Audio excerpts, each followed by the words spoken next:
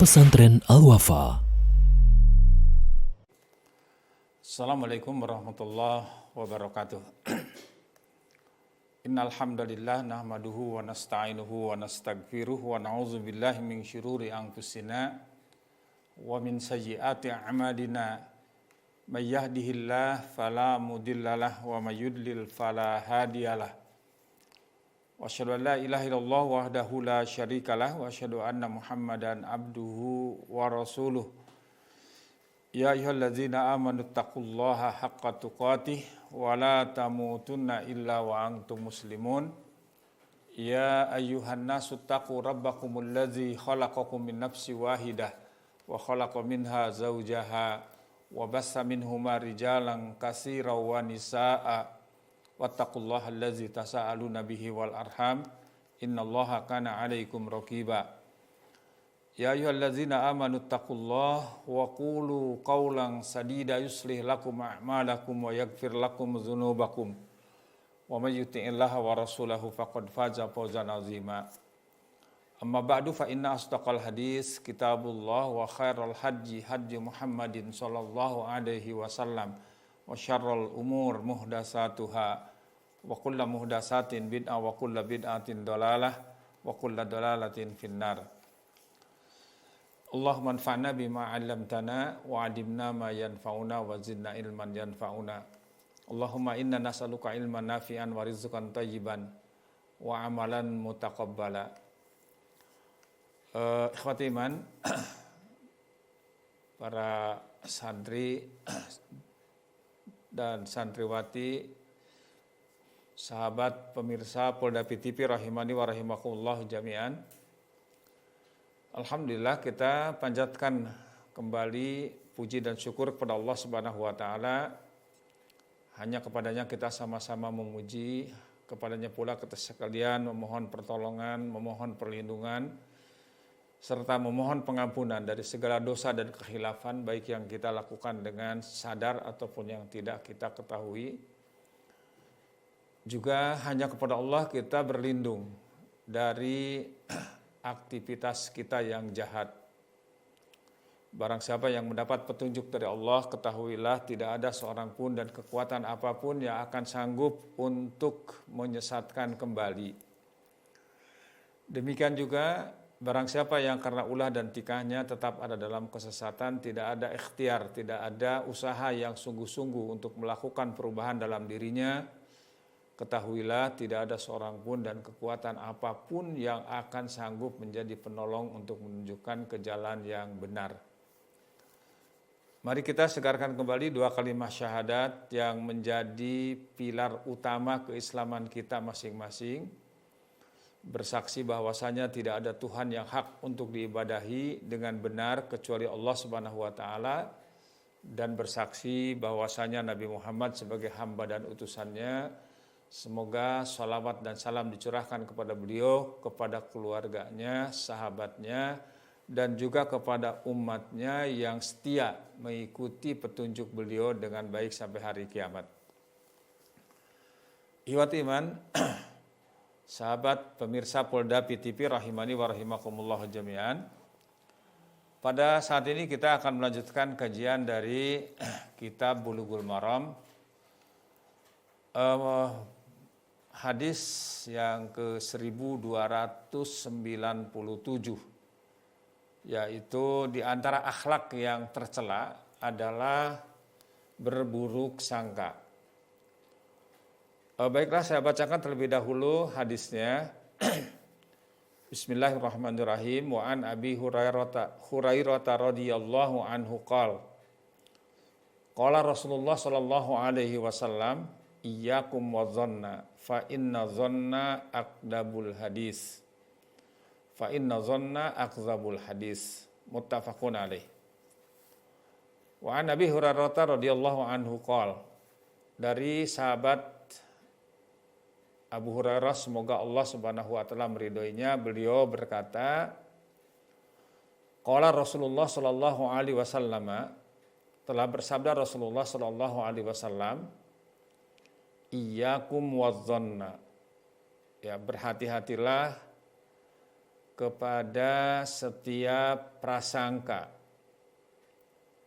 Ya, prasangka buruk di sini tentunya fa inna dzanna akdzabul hadis. Karena sesungguhnya prasangka itu adalah sedusta-dustanya perkataan. Dari hadis ini ada beberapa fawaid, ada beberapa faidah, ada beberapa ibrah, pelajaran dan hikmah yang kita ambil ya sesuai dengan apa yang dijelaskan oleh para ulama. Ya, di antaranya faidah dari hadis ini yang pertama adalah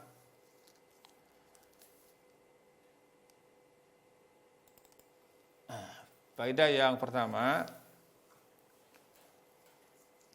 menjelaskan tentang apa itu prasangka.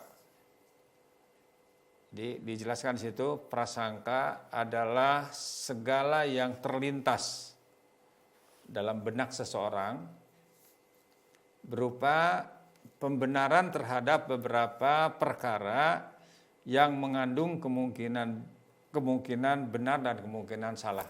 Jadi apa yang terlintas di benak itu belum pasti apakah itu benar atau salah. Jadi kemungkinannya masih 50-50 itu.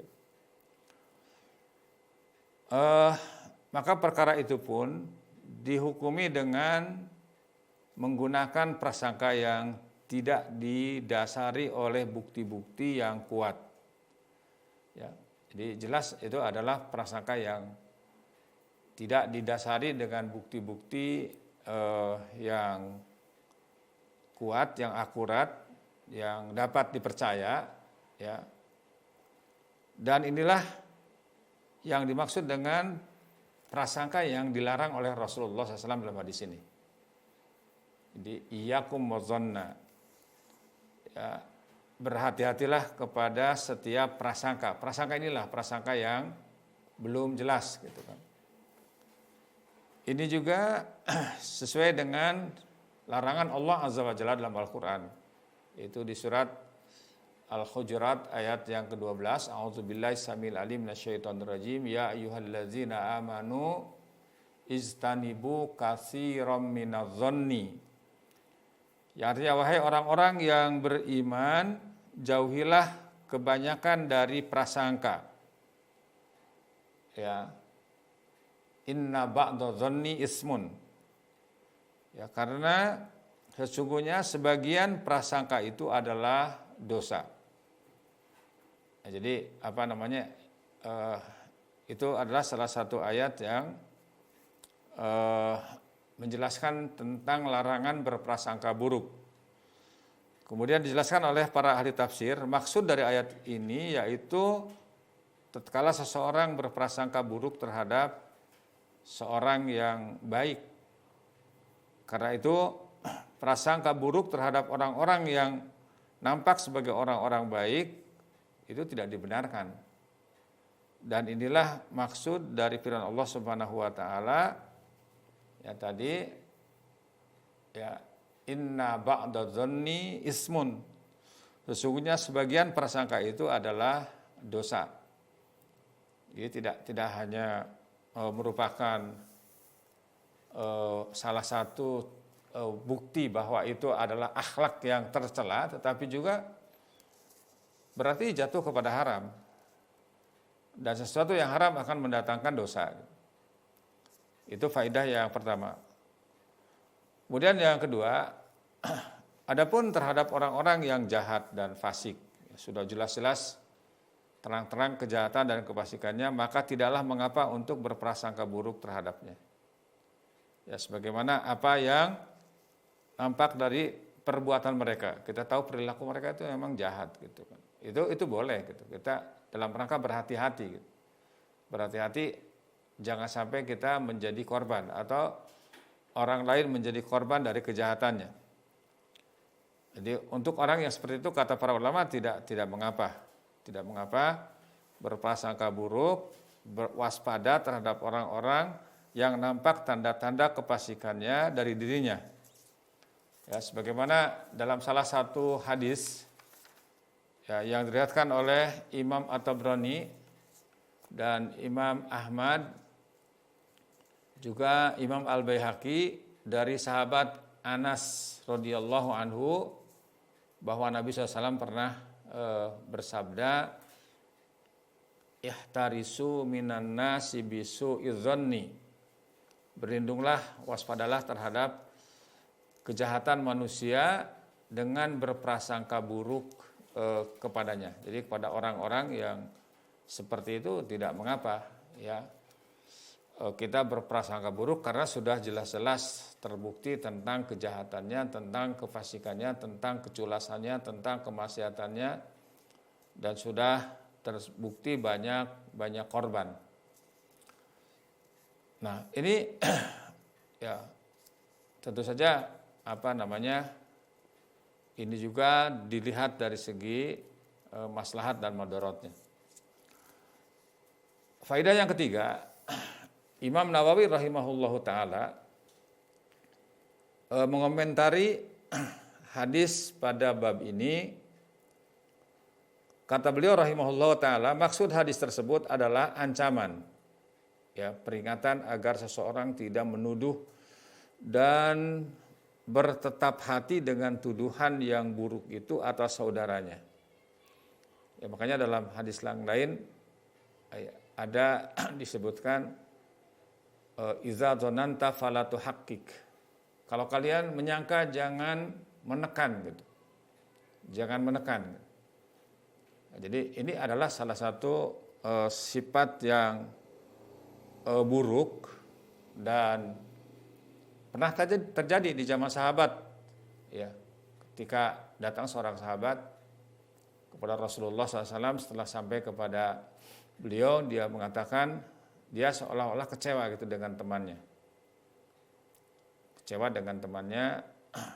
bahwa dia berjanji mungkin pada jam sekian lah kalau sekarang itu berada di tengah-tengah Rasulullah SAW, tapi ketika dia datang temannya itu belum datang, ya, sehingga di situ timbullah prasangka, jangan-jangan dia bohong, jangan-jangan dia menjebak, mungkin gitu dalam.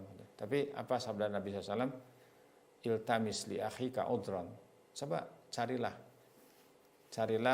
uzur, carilah alasan bagi saudaramu itu. Ya, mungkin kalau sekarang di perjalanan macet, mungkin ada apalagi sekarang kan musim demo, jalan dialihkan dan lain sebagainya, atau juga tidak mustahil dia nyasar gitu kan. Nah, itu diantara uzur-uzur yang bisa kita berikan ya kepada siapapun gitu kan, termasuk mungkin kepada pasangan kita, kepada suami ketika pulang terlambat. Ya, jangan berprasangka buruk dulu gitu kan. Ya, ditakdirkan umpamanya dihubungi melalui telepon tidak nyambung, ya, berprasangka baik saja, ya. Berprasangka baik, kita mungkin handphonenya sedang lowbat atau bagaimana itu kan, yang jelas prasangka baik ini insya Allah akan bermanfaat. Ya, pokoknya Allah Subhanahu wa taala saja di dalam salah satu hadis qudsi yang diriwayatkan oleh Imam Bukhari dan Muslim menjelaskan bahwa Allah Subhanahu wa taala, aku sesuai persangkaan hambaku. Aku bersamanya ketika ia mengingatku. Jadi artinya di sini Allah Azza wa Jalla berfirman, yaqulullahu ta'ala ana inda dhanni abdi bi wa ana ma'ahu idza dzakarani fa idza dzakarani fi nafsihi dzakartuhu fi nafsi wa in dzakarani fi mala'in dzakartuhu fi mala'in khairin minhum. Di Allah Azza wa Jalla berfirman, aku sesuai persangkaan hambaku. Aku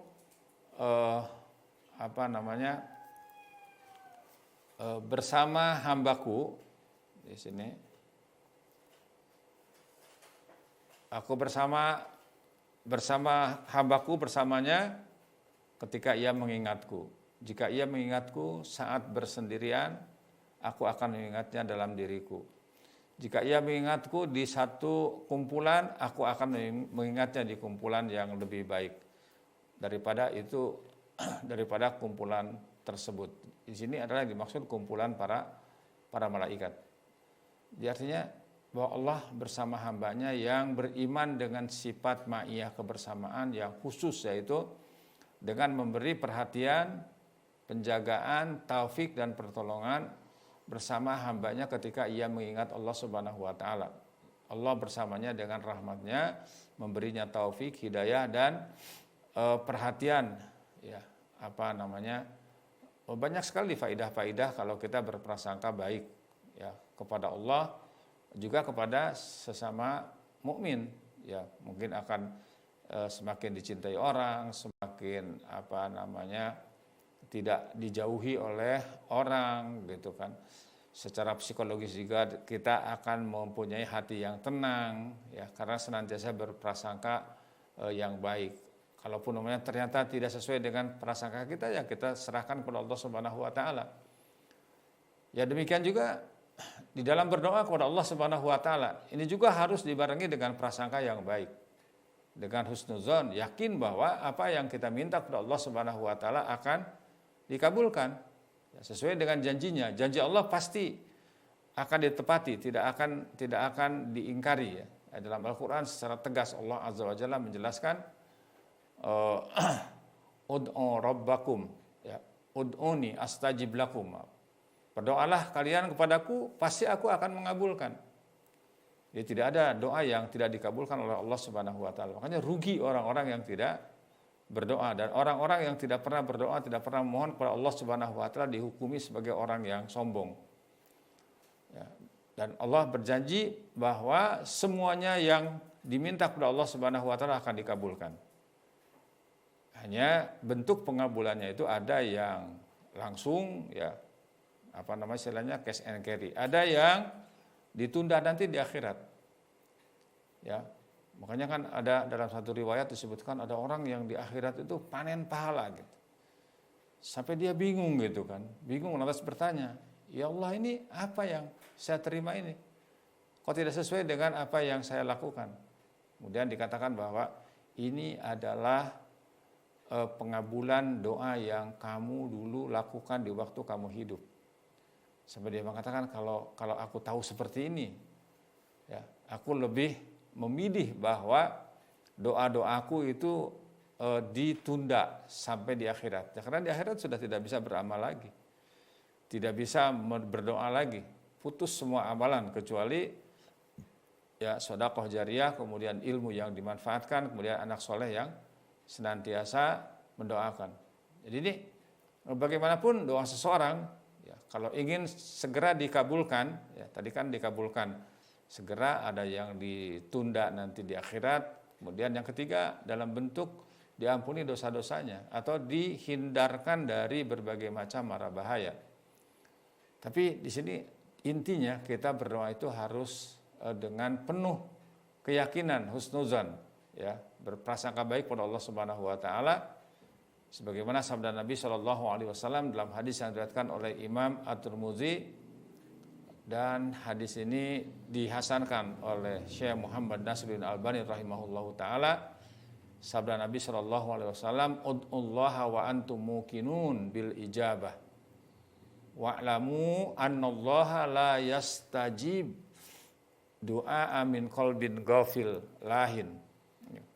Berdoalah kepada Allah, ya, dalam keadaan yakin akan dikabulkan, dan ketahuilah bahwa Allah tidak mengabulkan doa dari hati yang lalai. Jadi di sini adalah artinya bahwa kita berdoa harus dengan penuh keyakinan, husnuzan, berprasangka baik pada Allah Subhanahu wa taala.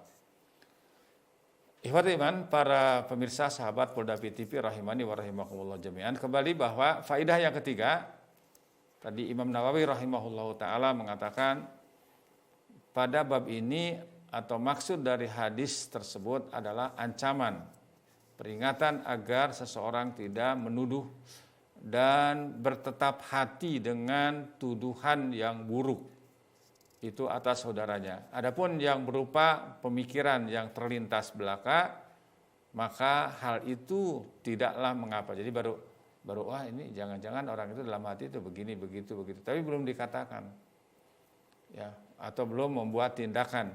Nah itu tidak mengapa, kata beliau, berdasarkan sabda Nabi Shallallahu Alaihi Wasallam, Innallaha tajawara li ummati amma haddasat bihi anfusuha malam yatakallamu au ya'malu bihi. Jadi sesungguhnya Allah akan mengampuni bagi umatku segala yang terbersit di jiwanya selama ia belum mengucapkannya atau mengamalkannya. Ya Masya Allah ya, kalau kita melihat bagaimana prasangka baik para salafus salih, ya ketika dihadapkan kepada orang-orang yang melakukan sesuatu yang tidak baik. Contoh umpamanya ketika Rasulullah SAW dengan para sahabat sedang ada di masjid, ya, tiba-tiba masuk seorang Arab Badui. Ya, tiba-tiba dia masuk menuju ke salah satu pojok masjid, kemudian dia kencing di situ, gitu kan. Nah, para sahabat marah ya, menghardik dia, mengusir dia, ya, sehingga tentu saja pertama kencing dia terganggu, yang kedua akhirnya air kencing itu kemana-mana. Sabda Rasulullah, dia biarkan dia. Kenapa? Karena Rasulullah tahu, berprasangka baik bahwa orang ini melakukan hal seperti ini karena ketidaktahuan. Kemudian biarkan, kata beliau, sampai selesai. Setelah selesai dia berhenti dari buang air kecilnya, kemudian mengenakan lagi bajunya. Lantas beliau jelaskan bahwa ini adalah masjid. Masjid itu tempat suci, ini rumah Allah. Ya, kalau bahasa kita sekarang begitu. Ya, untuk sholat, untuk zikir, untuk baca Al-Quran, dan tidak pantas untuk mengotorinya. Kemudian Rasulullah SAW menyuruh kepada para sahabat untuk mengambil seember air, kemudian disiramkannya. Subhanallah. Ya. Tidak semua orang yang melakukan kesalahan itu karena kesengajaan, bisa saja karena ketidaktahuan. Ya, sampai akhirnya orang itu mengatakan, ya Allah, rahmatilah aku dan Muhammad, dan jangan engkau berikan rahmat ini kepada selain kami berdua ini. Nah, jadi ini adalah diantara buah berprasangka baik kepada orang. Ya banyak ya, pokoknya dalam salah satu kisah yang sering saya lihat di Polda PTV yang disampaikan oleh Ustadz Aslam Muhsin Hafizahullah Ta'ala, bagaimana kisah seorang pencuri yang mau mencuri di rumahnya Syekh Abdul Aziz bin Baz rahimahullah ta'ala. Jadi ketika tertangkap, ya tentu saja mau dibawa ke kantor polisi, mau dilaporkan. Akhirnya kata beliau, nanti dulu, jangan-jangan orang ini punya kebutuhan gitu. Kemudian setelah ditangkap, dibawa kepada beliau, ditanya, ini pencurinya orang Pakistan. Ya, kenapa kamu mencuri? Lantas dia bilang, ya Syekh, saya tidak tahu bahwa ini rumah Syekh. Yang kedua, saya ini mencuri terpaksa. Ya, terpaksa ya karena ibu saya sakit di Pakistan, harus dioperasi dan saya harus bayar sekian. Ya, kalau tidak salah itu 8.000 real lah kalau direalkan. Ya. Kata beliau, baiklah kalau begitu berikan uang kepada dia. Ya, kalau tidak salah 10.000 gitu, 10.000 real. Nah ini kamu pulang ke Pakistan, jadikan uang ini untuk biaya rumah sakit ibumu. Kemudian dia pulang, ya, ternyata tidak sampai segitu gitu kan, tidak sampai sejumlah yang diberikan oleh Syekh. Dan dia balik lagi berterima kasih kepada Syekh, dan dia mengatakan, ya Syekh, ternyata uang ini masih tersisa. Masya Allah. Dan akhirnya orang itu Ternyata dia mencuri karena kebutuhan yang memaksa dia, tidak ada jalan lain gitu. Akhirnya menjadi pegawai di Syekh bin Baz rahimahullah taala. Jadi banyak hal-hal yang seperti itu. Atau ketika ada seorang pencuri gitu, ditangkap di zaman Khalifah Umar bin Khattab radhiyallahu anhu, ternyata orangnya itu kurus krempeng gitu kan. Ketika diinterogasi ditanya, ternyata dia juga mencuri karena terpaksa gitu, tidak ada jalan lain untuk mencari makan. Akhirnya kata beliau, lepaskan orang ini. Dalam kondisi seperti ini bukan dia yang harus ditangkap, tetapi orang-orang kaya yang berkewajiban zakat tapi dia tidak mengeluarkan zakatnya. Ya, masih banyak contoh-contoh yang lain. Nah, kembali kepada hadis ini, Al-Imam Al-Jamasyari rahimahullah ta'ala membagi hukum dari berprasangka itu menjadi 4 macam. Dan pembagian itu adalah pembagian yang baik. Ya, kata para ulama, kata pensyarah kitab ini, sebagaimana disebut adalah 4 itu. Yang pertama, prasangka yang diharamkan. Ada prasangka yang haram hukumnya mutlak, yaitu berprasangka buruk kepada Allah dan berprasangka buruk kepada setiap muslim yang nampak dari perbuatan kebaikannya. Jadi siapa yang engkau ketahui bahwa ia itu seorang yang bersifat amanah, maka diharamkan bagi seseorang untuk berprasangka buruk kepadanya. Ya, berbeda dengan seseorang yang telah masyhur, telah terkenal, telah viral dengan perbuatan dosa maksiat yang ia lakukan, itu dibolehkan berprasangka buruk dalam rangka tadi berhati-hati agar tidak jadi korban dan juga memberikan warning kepada yang lainnya agar tidak menjadi korban dari kejahatannya. Yang kedua, prasangka yang wajib, yaitu mutlak berprasangka baik kepada Allah Subhanahu wa taala. Pasti yang Allah putuskan itu yang terbaik. Contoh yang paling sederhana, yang konkret umpamanya, ketika Fir'aun memutuskan untuk membunuh semua bayi laki-laki yang lahir. Ya, qadarullah pada saat itulah Nabi Musa alaihissalam dilahirkan. Ternyata anaknya laki-laki kan, ibunya bingung, Ummu Musa ini bingung. Kemudian Allah Subhanahu wa taala memberikan ilham kepada dia. Mungkin kalau dengan bahasa kita, kalau anakmu ini mau selamat, hanyutkan anak ini di Sungai Nil. Sungai Nil, sungai terbesar, terpanjang di dunia, ya, di Mesir. Bayangkan kalau kamu sayang kepada anakmu, hanyutkan gitu. Masuk akal enggak? Enggak. Tapi dia berprasangka baik, husnudzon kepada Allah Subhanahu wa taala, pasti ini adalah yang terbaik yang Allah berikan kepada hambanya. Karena mustahil Allah Subhanahu wa taala akan mencelakakan hambanya. Mustahil Allah Subhanahu wa taala akan membebani hambanya. Ya, makanya disitulah ya, sikap seorang mukmin itu ketika diajak pada Allah dan Rasulnya itu hanya satu kata, sami'na wa ata'na. Ya, innama kana qaulal mu'minin idza du'u ila Allahi wa rasulihi liyahkuma bainahum ayyaqulu sami'na wa ata'na wa ulaika humul muflihun. Hanya saja ucapan orang-orang beriman itu apabila diajak pada Allah dan Rasulnya untuk berhukum kepadanya, tiada kata yang dia ucapkan kecuali sami'na wa ata'na, kami dengar dan kami taat. Dan mereka itulah orang-orang yang beruntung. Nah, ternyata akhirnya ya Nabi Musa alaihissalam ya melewati istana Fir'aun, putri-putrinya sedang mandi, kemudian diambil. Ya, sebagaimana kita bisa jadi baca dalam sejarah, sehingga dia selamat menjadi seorang nabi dan rasul Allah Subhanahu wa taala. Itu adalah prasangka yang wajib. Yang ketiga, prasangka yang disunnahkan, yaitu berbaik sangka terhadap seorang muslim yang nampak dari tindakan kebaikannya. Ya, prasangka seorang muslim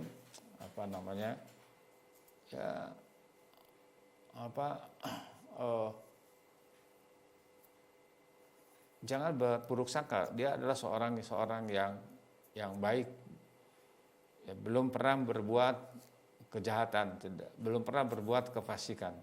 Nah itu juga tetap kita harus berprasangka dengan baik. Kemudian yang keempat kata beliau, ada prasangka yang mubah, yaitu prasangka buruk terhadap orang-orang yang nampak tanda-tanda kefasikan, ya, kejahatan dari tindak tanduk. Ini kadang-kadang orang ini berbuat kebaikan, kadang-kadang juga berbuat kefasikan. Nah, bagi orang yang seperti ini dibolehkan juga tentu saja dalam rangka kehati-hatian.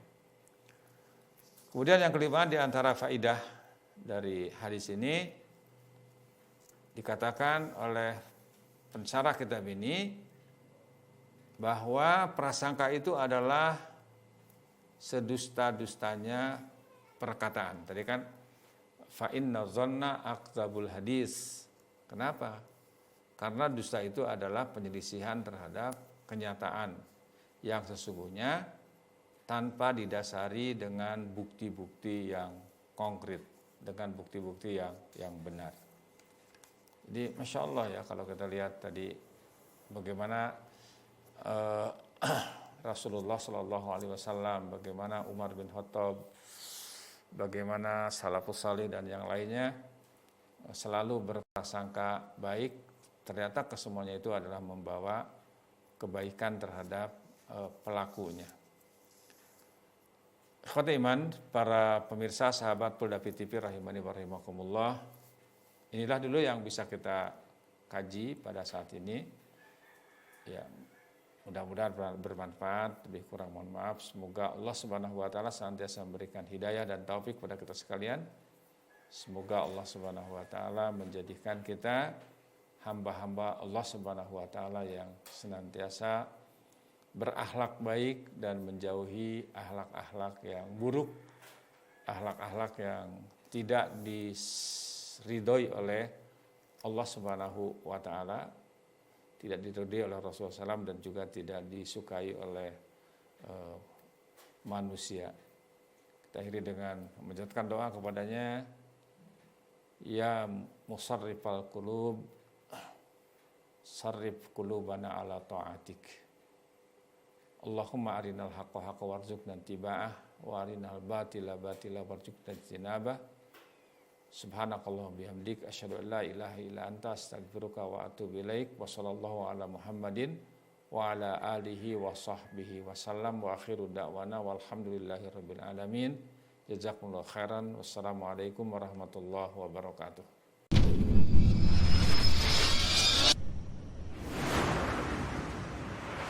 Pesantren Al-Wafa